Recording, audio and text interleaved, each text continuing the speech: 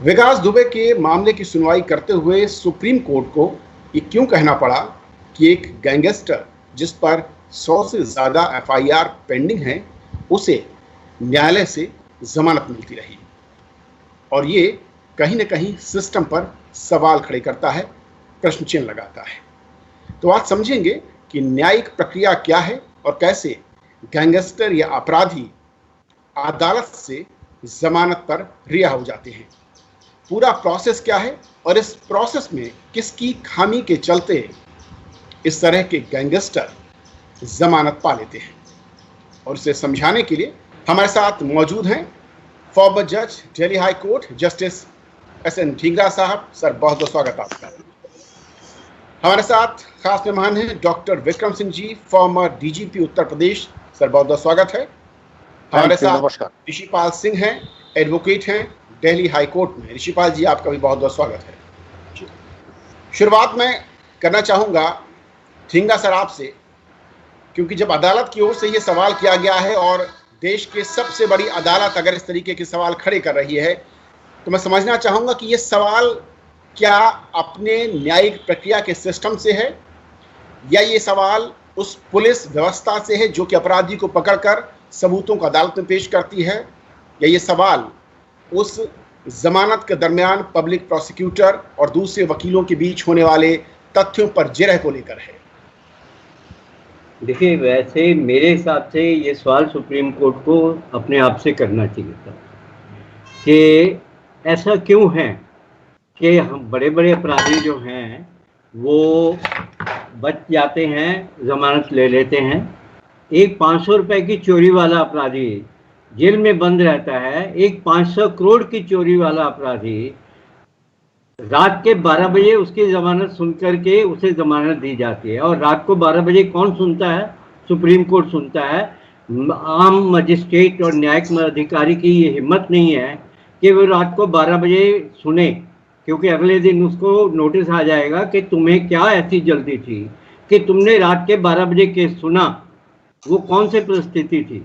लेकिन supreme court से कोई नहीं पूछ सकता कि भाई ऐसी क्या वो जल्दी है जब 3 करोड़ केस पेंडिंग है, उसमें 1 करोड़ कम से कम क्रिमिनल केस पेंडिंग है, उसमें कम से कम 20 लाख लोग जेल में बंद हैं।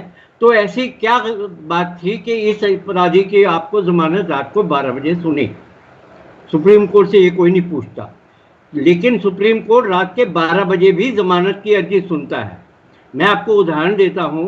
एल.एम. थापर नाम के एक बिजनेसमैन, पूरे ठीक से नाम मुझे याद ना हो तो मैं कह नहीं सकता, मिस्टर थापर दिल्ली हवाई अड्डे पर कंट्राबैंड के साथ पकड़े गए थे और उनकी जमानत की अर्जी एसीएमएम के पास लगी थी। उसी दिन एसीएमएम ने रात को 8 बजे जमानत की अर्जी रिजेक्ट की। वो हाई कोर्ट नहीं गए, उनके पास ऐसे वकील थे जो सुप्रीम कोर्ट के जजों को ये कह सकते थे कि जी जमानत आज ही सुननी है, और वो रात को 12 बजे जमानत की अर्जी सुप्रीम कोर्ट के जज के घर लगी और वो रात को 12 बजे उन्होंने जमानत दी। फेलियर वकीलों में अगर नॉर्मल इंसान है जिसके खिलाफ 1 या 2 एफआईआर हैं, ये हो सकता है गले उतर जाए, समझ में आ जाए कि आम आदमी को उससे जमानत मिल गई। लेकिन विक्रम सिंह सर, कोई अपराधी, और ऐसे एक नहीं, हर राज्य में हजारों की संख्या में, और आपसे बेहतर शायद कोई नहीं जानता होगा, गैंगस्टर बड़े बड़े जिन पर हजारों की संख्या में एफआईआर हैं और वो धाराएं जो सबसे संगीन मानी जाती हैं, इसके बावजूद उन्हें अगर अदालत से जमानत मिलती है तो ये कहां पर, क्या वो पुलिस जो कि अपराधियों को पकड़कर विभिन्न धाराओं में कैद करती है, बंद करती है, साक्ष्य जुटाती है, क्या वहां पर उनकी कोई गलती है, कमजोरी रह जाती है जिसका फायदा वो कोर्ट उठाते हैं, या कुछ और? कबीर जी, आदरणीय जस्टिस ढींगरा साहब ने हमारा आपका काम बहुत आसान कर दिया। उनकी तीखी परंतु कटु सत्य टिप्पणी ने पूरा प्रकाश डाला है हमारी पूरी व्यवस्था पे। जस्टिस ढींगरा साहब ने जो बातें न्यायपालिका के बारे में कही हैं, वही करीब करीब उससे भी ज्यादा सत्य पुलिस के लिए है, प्रोसिक्यूशन के लिए है। क्योंकि अगर show me the man and I will show you the rules, अगर पहुंच वाला, रसूख वाला, दमदार और जिसकी जेबें गहरी हैं ऐसा आरोपी है तो पूरे लोग कतार बंद तरीके से बंद करके उसके लाभ पहुंचाने की नियत से उसकी जमानत करवाने के लिए उससे ज्यादा बेकरारी से उसके बगल में खड़े हो जाते हैं। और जब तक ये राजनीतिक इच्छा शक्ति नहीं होगी कि हमारा क्रिमिनल जस्टिस सिस्टम, उसका प्रत्येक स्टेक होल्डर, हमारी जुडिशरी, पुलिस और प्रोसिक्यूशन, सबको लामबंद होना पड़ेगा कि क्रिमिनल जस्टिस सिस्टम में नई प्राण ऊर्जा फूके। जस्टिस ढींगरा साहब ने बहुत करारी चोट की है व्यवस्था के ऊपर, मैं वही करारी चोट पुलिस विभाग पे करना चाहूंगा कि पहले था एक जमानत हो जाती थी तो जो कंसर्न डिप्टी एसपी था, प्रोसिक्यूटर, तो उसकी नौकरी पे बात आ जाती थी। आज ये बता दें, पिछले 25 साल में किसी डिप्टी एसपी की, किसी एसपी की, किसी प्रोसिक्यूटर की नौकरी इसलिए गई है कि कोई एक्विटल हो गया हो या कहीं कुछ संलिप्तता की बात आई है। तमाम बाहुबली जेलों में अपना साम्राज्य चला रहे हैं।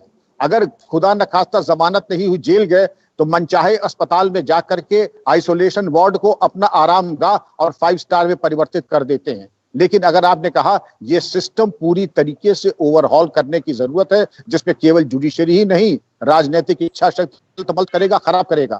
और इस बुनियाद के ऊपर का प्रोसिक्यूशन मजबूत है। अगर 60 और 64 केस का विकास दुबे ये नहीं करेगा तो कौन करेगा कभी? अगर हम यही प्रमाणित नहीं कर पाए तो हमारे अंदर, इसलिए नहीं कि हम प्रमाणित नहीं कर पाए, क्योंकि हमारे मुंह को बंद कर दिया गया उसके भ्रष्टाचार में, इसीलिए पुलिस वाला भी नहीं बोला, प्रोसिक्यूटर भी नहीं बोला। शिवपाल जी, अब मैं आता हूं अदालती कार्रवाई में। आमतौर पर जो प्रोसेस है किसी एक इंसान के लिए जिसे जमानत चाहिए, और जब एक गैंगस्टर आता है अदालत में जमानत की अर्जी के साथ, क्या बड़ा फर्क दिखता है तथ्यों के साथ, तथ्यों को रखने को लेकर, या पब्लिक प्रोसिक्यूटर जो होते हैं उनका रोल और रवैया वहां पर कितना अहम हो जाता है, और क्या उनकी चूक से ही जमानत के दरवाजे खुल जाते हैं ऐसे गैंगस्टर्स के लिए? देखिए, ये एक बहुत बड़ा प्रश्न है।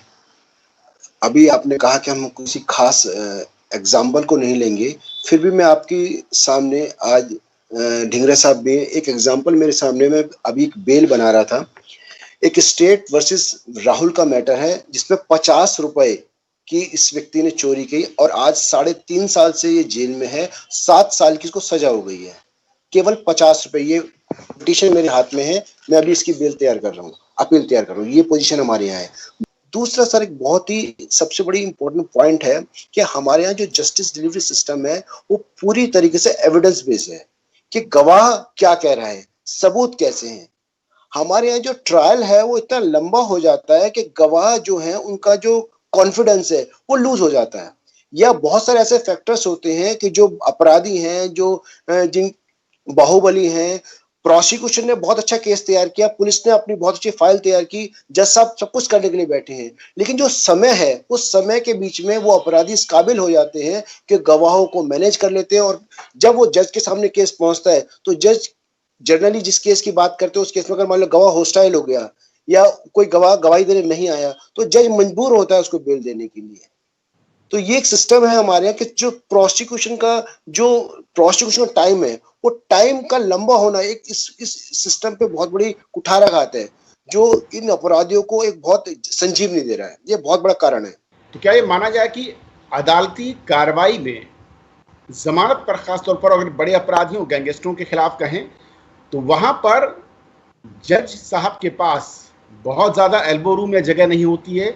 जो तथ्य पुलिस ने रखे हैं, प्रोसिक्यूशन ने जो केस तैयार किया है, उसी आधार पर वो अपने विवेक से जमानत पर फैसला देंगे। क्या वो out of line, out of box या उन धाराओं से, उन रास्तों से अलग जा सकते हैं अगर किसी बड़े अपराधी या गैंगस्टर का मामला है? मैं इस बात से सहमत नहीं हूं कि जज मजबूर होता है। देखिए, जज के पास बहुत डिस्क्रिशनरी पावर है। जज जो है उसका सिर्फ क्रिमिनल हिस्ट्री देख करके जमानत नामंजूर कर सकता है कि इस आदमी की इतनी क्रिमिनल हिस्ट्री है, इसके अंदर ये सक्षमता है कि ये गवाहों को मार भी दे और उनको धमका भी दे। इसलिए ये कहना कि जज मजबूर हो जाता है, उसके पास एल्बो रूम नहीं है, गलत है। अभी देखिए, विकास दुबे का ही उदाहरण लीजिए। विकास दुबे में पुलिस ने सारे साक्ष्य इकट्ठे कर रखे हैं कि ये एक अच्छा एनकाउंटर था और सफल, जिसमें पुलिस को चोट लगी, पुलिस की गाड़ी पलट गई, सब हुई। लेकिन जज ने ये तो नहीं कहा कि मैं मजबूर हूं, तुम्हारी गवाही ये है। सुप्रीम कोर्ट ने ये तो नहीं कहा। सुप्रीम कोर्ट ने कहा नहीं, हमें लगता है कि ये एनकाउंटर गलत है, हम आपकी इंक्वायरी नहीं, हम अपनी इंक्वायरी बिठाएंगे। तो जज के पास बहुत डिस्क्रिप्शन होती है, बशर्ते कि उसके नियत हो काम करने की और वो समाज के अंदर अपनी क्रिमिनल जस्टिस सिस्टम को प्रॉपर चलाना चाहे। जब जज ये सोच लेगा कि मैं समाज के प्रति जिम्मेदार हूं, तो वो ये कभी नहीं कहेगा कि मेरे पास तो पावर ही नहीं है। मैं ऐसे अनेकों केस दे सकता हूं जहां जज ने बिना देखे तथ्य भी जमानत कैंसिल कर दी। एक केस था जिसमें विष्णु पंडित का, उसे लोअर कोर्ट से रेप में जमानत मिली थी, हाई कोर्ट ने अपने आप संज्ञान ले लिया और अपने आप संज्ञान लेकर के जज के ऑर्डर को पलट दिया, उसकी जमानत कैंसिल कर दी। जब जज यहां तक कर सकते हैं कि बिना अपील के, बिना उसके खुद संज्ञान ले रहे हैं बेल के मैटर में और जमानत को पलट रहे हैं, तो ये कहना कि जज के पास एल्बो रूम नहीं है, गलत है। और जज को जब तक कन्विक्शन नहीं हो जाती, जब तक के पूरी एविडेंस नहीं हो जाती, ये हमेशा जज के पास लीवरेज होती है कि बाकी गवाह हो जाएं, क्योंकि ये किसी भी गवाह को धमका भी सकता है, डरा भी सकता है, मार भी सकता है। तो ये बड़े बड़े अपराधी बचते इसीलिए है क्योंकि ये किसी गवाह को सामने नहीं आने देते। लेकिन हमारे कोर्ट इस बात को देखते नहीं है कि circumstantial evidence, out of court जो कन्फेशन हो रहा है टीवी के ऊपर, ये एक सब्सटैंशियल गवाही है।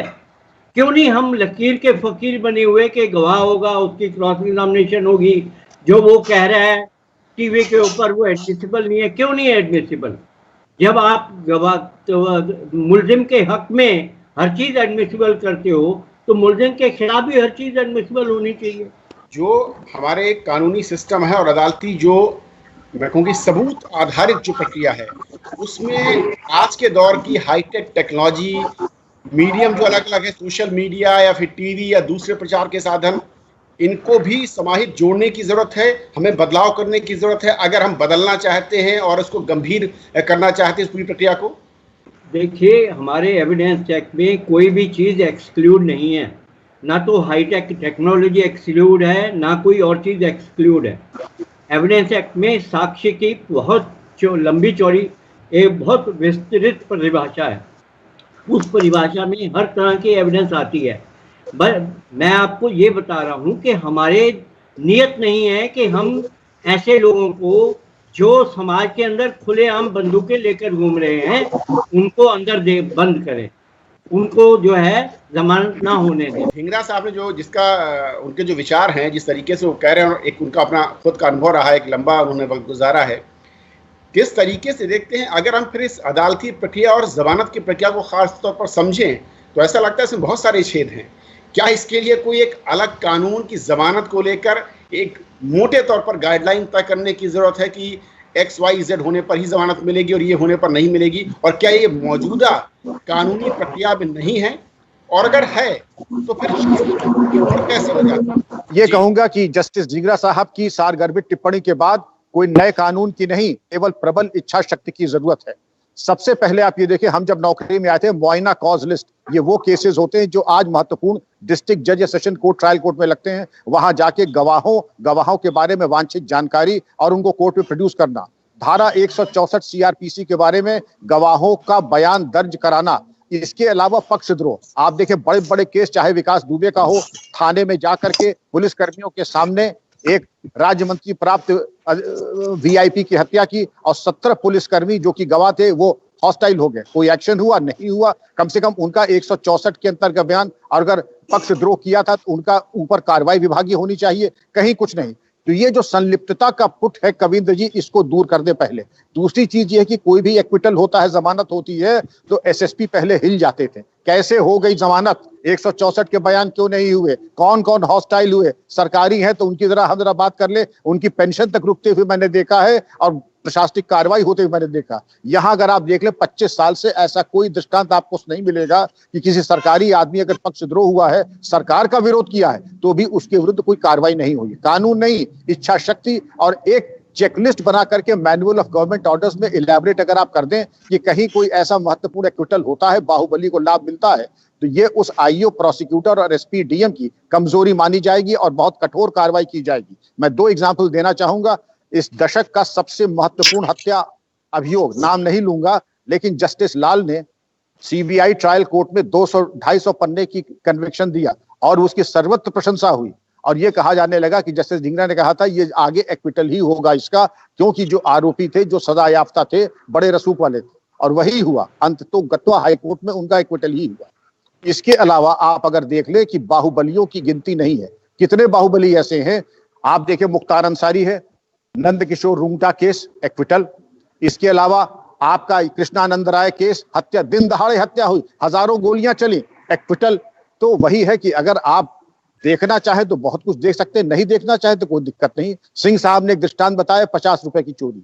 अरे सरकार इसके ऊपर हजारों लाखों रुपए खर्च कर चुकी है सिर्फ इसको डिटेन करने में। नैसर्गिक न्याय ये कहता है इधर न देख के जो बाहुबली है उनकी तरफ प्रकाश डालिए, लेकिन बाहुबलियों की तरफ नहीं जाएगा। 5 रुपए और 50 रुपए पे हमारी 99% शक्तियां जा रही हैं, जो कि अत्यंत दुर्भाग्यपूर्ण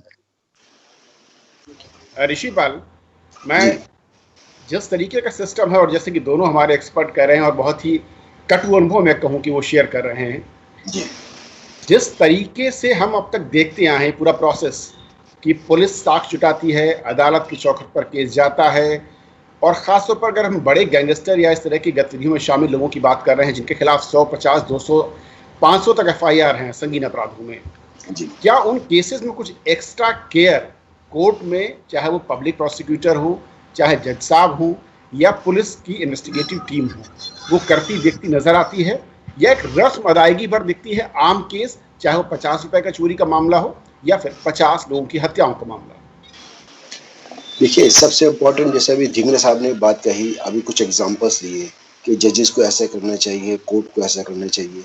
ये एक अपवाद है जो कुछ जजेस ऐसा करते हैं या ऐसा सोच सकते हैं, लेकिन जो जुडिशियल सिस्टम है उस सिस्टम के अंदर, जैसे अभी कहा, उस सिस्टम में बदलाव लाने की बहुत जरूरत है। उनको सोचने की जरूरत है कि किस तरह से जो एविडेंस है उनको सर्कमस्टांशियल एविडेंस को लिया जाए और किस तरीके से आगे प्रोसीड किया जाए। हमारे यहाँ जनरली जो जितने बड़े बड़े गैंगस्टर्स हैं उनके जब केसेस दाखिल होते हैं कोर्ट के अंदर, तो उतनी गंभीरता नहीं देखी जाती जितनी गंभीरता होती है। प्रोसिक्यूटर अपनी से कोशिश करता है, लेकिन मैंने आपको जैसे बताया कि सारा सिस्टम जो है वो शख्स पर आधारित है। अगर गवाह कोर्ट में जाता है, गवाह मुकर जाता है, क्योंकि हमारा सारा का सारा सिस्टम साक्ष्य पर आधारित है। कोर्ट में हम जब जाते हैं, चाहे बड़ा अपराधी हो, देखिए जब तक अपराध साबित नहीं हो जाता है तो कोर्ट का यही मानना है, कानून का यही मानना है कि व्यक्ति को निर्दोष माना जाए। जब तक साबित नहीं होता है, तो जब तक साबित करना है, वो साबित कैसे होगा? साबित करने के लिए तो गवाह चाहिए, सबूत चाहिए। वो गवाह कोर्ट में आए, वो कहे हाँ मैंने इस अपराधियों को अपराध करते देखा है। लेकिन जो समय जाता है और जो अपराधी के जो और मतलब जो उसके संसाधन है वो उसका इस्तेमाल करता है और गवाह मुकर जाता है। ये एग्जाम्पल अपने आप में, अगर इंक्वायरी करनी है तो इंक्वायरी सुप्रीम कोर्ट इस पॉइंट पे कराए कि थाने के अंदर कैसे एक व्यक्ति की हत्या हो गई और पूरा थाना क्यों गवाह नहीं बना, उसमें कन्विक्शन विकास दुबे क्यों नहीं? अगर उसमें कन्विक्शन हो गई होती तो विकास दुबे जैसा व्यक्ति इतना बड़ा अपराधी नहीं बनता। ये बहुत बड़ा गंभीर प्रश्न है जो सुप्रीम कोर्ट को अपनी इन्वेस्टिगेशन या जो कमेटी की इंक्वायरी वहीं से चालू करनी चाहिए। ढींगरा साहब ने सही कहा कि हमें, और साहब ने भी सही कहा कि हमारी इच्छा शक्ति जो है ना, इच्छा शक्ति ऐसी होनी चाहिए कि हमें अपराधियों को बहुत समय रहते ही उनको पकड़ना है और या उनका कन्विक्शन सिक्योर कराना है और गवाहों को प्रॉपर तरीके से काम कराना है कि गवाह आए और प्रॉपर तरीके से विद इन टाइम, एक समय के अंदर वो गवाह अपने समय के अंदर आए और गवाही दी जाए। लेकिन ऐसा अदालतों में नहीं हो रहा। अदालतों में और गंभीरता से काम होना चाहिए। विक्रम सिंह सर, क्योंकि गवाहों का होस्टाइल होना एक बड़ा मर्ज है और ये गुजरते वर्षों के साथ बढ़ा है। गवाहों के होस्टाइल होने से बचाने के लिए कई कानूनों की बात हुई, कुछ बने भी, लेकिन कहाँ पर वो चूक रह जाती है, क्या वो बदलने की जरूरत है ताकि जो गवाहों का भरोसा है सिस्टम पर कम से कम वो बना रहे, तभी तो गवाही के लिए आएगा और खड़ा रहेगा। मैं बताना चाहूंगा कि ये बड़ा महत्वपूर्ण सवाल है। सबसे पहले तो देखिए, इन्वेस्टिगेशन जो सीआरपीसी में मैंडेटेड है 90 दिन, कोशिश करें कि उस अवधि के अंदर या उससे भी कम अवधि में पूर्ण किया जाए। जितना विवेचना लंबी खिंचेगी उतना ही गवाह और मुद्दई शिथिल पड़ते जाएंगे और गवाहों का पक्षद्रोही होना, हॉस्टाइल होना और ज्यादा संभव होने लगेगा। ये सुनिश्चित किया जाए कि 164 सीआरपीसी के अंदर गवाहों के बयान करा लिए जाए। इससे हॉस्टाइल होने की संभावनाएं बहुत नगण्य हो जाती हैं। लेकिन मैं ये बताना चाहूंगा, गवाह हॉस्टाइल होते हैं क्योंकि मुल्जिम पक्ष अगर असरदार है और पैसे वाला है, तो मैंने स्वयं देखा है और जब पता लगा है अपने स्रोतों से कि एक एक गवाह को 10-10 लाख रुपए तक दिए गए अपने बयान को बदलने के लिए और हॉस्टाइल होने के लिए, गैरहाजिर होने के लिए, तो ये पूरी मशीनरी लगी रहती है गवाहों को हॉस्टाइल कराने में। और इसके लिए ये जरूरी है कि त्वरित इन्वेस्टिगेशन, त्वरित कार्रवाई, 164 सीआरपीसी के प्राविधानों का लाभ, और जो हॉस्टाइल होता है सरकारी नौकर है तो प्रशासनिक कार्रवाई, जनता का व्यक्ति है तो उसके विरुद्ध और भी कार्रवाई संभव है जो कि कानून हमें इजाजत देता है, उसके अंतर्गत कार्रवाई। इसके अलावा हर एक्विटल के बाद और हर बेल के बाद ये एक समीक्षा होनी चाहिए, क्या हम इसको रोक सकते थे? पहले एक्विटल रिपोर्ट बनती थी और गवाही के बाद अच्छे एसएसपी डीएम पूछते थे भाई ये जमानत हुई कैसे, जरा ये समझाएं हमें। और अगर देखते कि उसमें कोई गड़बड़ी हुई है या भ्रष्टाचार की बात आती थी तो प्रोसिक्यूटर को हटाया जाता था और इन्वेस्टिगेटर के खिलाफ डिपार्टमेंटल एक्शन तक हुआ है और डिसमिसल तक हुआ है पुलिस इंस्पेक्टर्स का। जी ऋषिपाल कुछ कहना चाह रहे हैं? हाँ जी सर, मैं इसमें एक ऐड करना चाहता हूँ कि अगर जैसे 164 का बयान है या और चीजें हैं या 161 में पुलिस और बयान लेती है, अगर जैसे आजकल इलेक्ट्रॉनिक्स का जो इलेक्ट्रॉनिक सिस्टम बहुत बढ़ रहा है, अगर हम इलेक्ट्रॉनिक की मतलब कैमरे की मदद से और वीडियोग्राफी करके अगर हम गवाहों के बयान लेते हैं और वो बयान अगर कोर्ट के अंदर दिखाते हैं तो हम वो उससे बहुत हद तक जो कन्विक्शन को सिक्योर कर सकते हैं, क्योंकि कोर्ट उस समय देख सकता है, कोर्ट को पावर है, वो गवाह की भाव भंगना भी देख सकता है कि जिस समय ये अपना स्टेटमेंट दे रहा है कोई दबाव नहीं है, कोई कुछ नहीं है, उसका मुकर पाना, उस सामने चलते हुए जो वीडियो चल रहा है जिसमें वो अपनी गवाही दे रहा है उससे मुकर पाना उसके लिए काफी मुश्किल बात है कि जिस समय उसने वीडियो दिया कोई उसके बाद कोई कंप्लेंट नहीं करी, अब कैसे उस सब बातों से मुकर रहा है। तो जो हमारा बढ़ता हुआ इलेक्ट्रॉनिक सिस्टम है उसका पूरी तरह से हमें लाभ उठाना चाहिए। फॉर एग्जाम्पल बीच में आपको एक बात करें, टिक टैक वीडियो था और गाँव के देहातों तक लोगों ने उसके जो है सब्सक्राइबर बन गए। तो यानी वीडियो यानी कि इलेक्ट्रॉनिक जो सिस्टम है वो हमारे सिस्टम में अंदर तक पहुंचा हुआ है, तो हमें अपने एविडेंस सिस्टम में इसको बहुत ऐड करना चाहिए कि जो स्टेटमेंट करानी है, जो लोग की जो जैसे इंक्वायरी करते हैं या मान लीजिए सर्च होता है तो उससे किसी भी गवाह का, किसी पुलिस का या किसी प्राइवेट विटनेस का मुकर पाना उनके बहुत मुश्किल हो जाएगा। ये हमारे लिए बहुत हेल्पफुल हो सकता है। झींगा सर, आखिरी में ये जो गवाहों के मुकरने पलटने की कहानी है और ये एक बड़ा रोग है शायद, जैसा कि चर्चा में भी आ रहा है, इसको कैसे बदल सकते हैं? इसको रोकने का तरीका क्या है? देखिए, हाँ, इसको रोकने का तरीका है अदालत की एक्टिव पार्टिसिपेशन।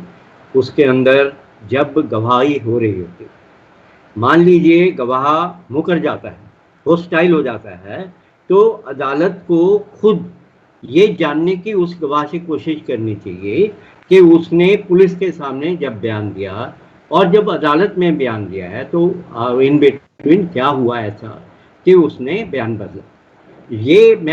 और जो हमारे पब्लिक प्रोसिक्यूटर हैं वो भी ट्रेन नहीं होते कि हॉस्टाइल गवाह से उतना सच निकालें जितना कि गवाह का उसका मुलजिम का नाम लिए बगैर हो सकता है। ज़्यादातर गवाह मुकरते हैं कि जी मैं कह नहीं सकता ये था कि नहीं था। गवाह मर्डर तो हुआ लेकिन मैं पहचान नहीं सकता कि ये था कि नहीं था। अब देखिए, अब इसमें कोर्ट का रोल आ जाता है। गवाह ने आके कहा मर्डर हुआ, गोली चली, मैं ये नहीं कह सकता ये था कि नहीं था। अब पुलिस ने जब उस व्यक्ति को पकड़ा जिसने मर्डर किया तो उसके पास मटेरियल होता है।